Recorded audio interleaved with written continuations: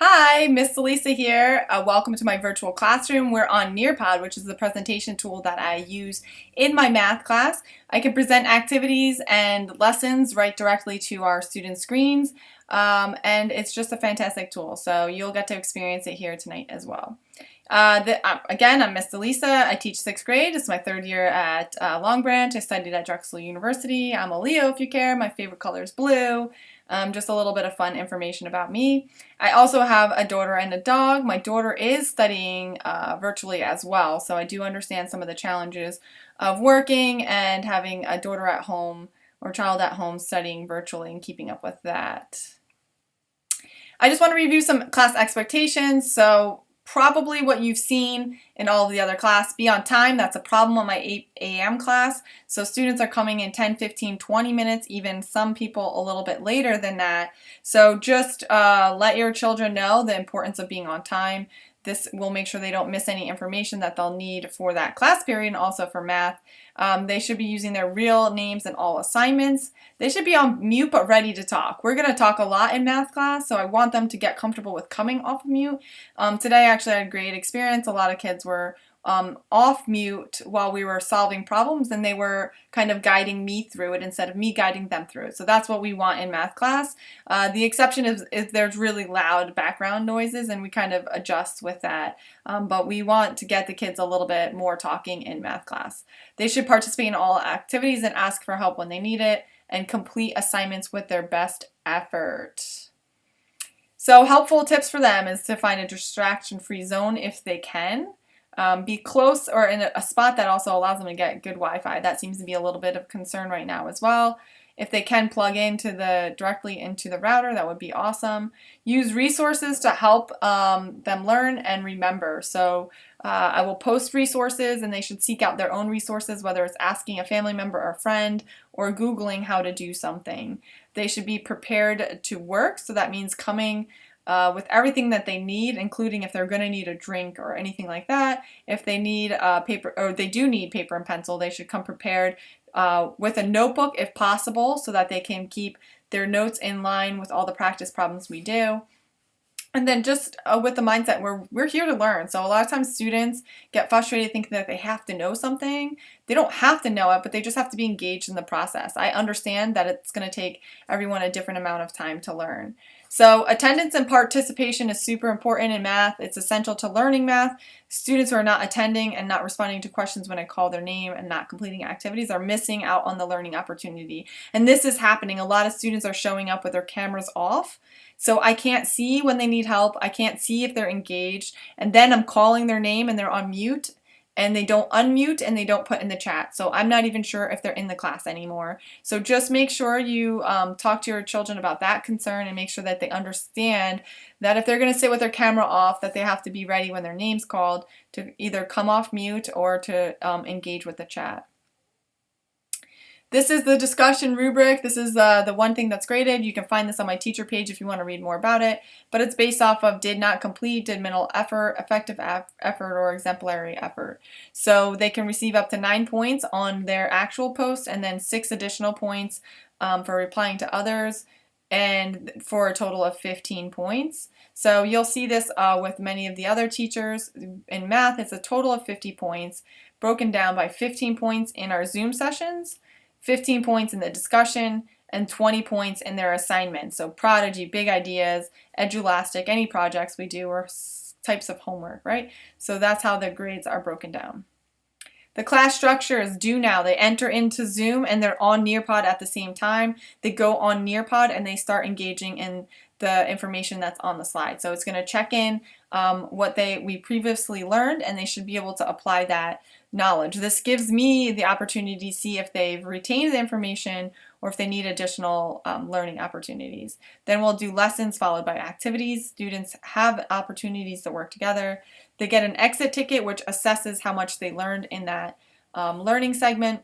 And then we'll do discussion questions and independent work. This is what Nearpod kind of helps do. It puts everything in one place. They'll get their do now, which is practice problems. They'll get informational slides They'll get check for understanding slides where I'll ask them a question based off of that. When I ask this question, that slide will be available for them to look at. So if they can't hear me or they weren't paying attention, they can go back to that slide, or maybe it is kind of difficult sometimes to learn something so quickly. They will have this as a reference and a resource. Same when they go to answer a lot of their questions, I will post the how we just did it as a photo for them to review again, and they should also have their written notes and notes that I posted in Google Classroom. I'm giving them as many resources as possible to help them be successful. It's all in here and lined up. They'll then take check your understanding, we'll build on it into a new skill, and then at the end we'll assess with an exit ticket. There are many more slides than this. It's constant building to get to this exit ticket.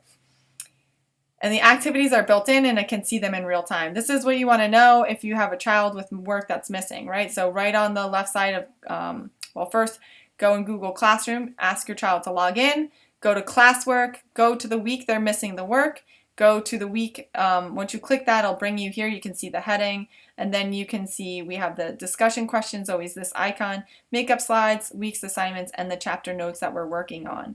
Up here is important information, including web links, class information, and contact information, and as we get new things, they're added there as well.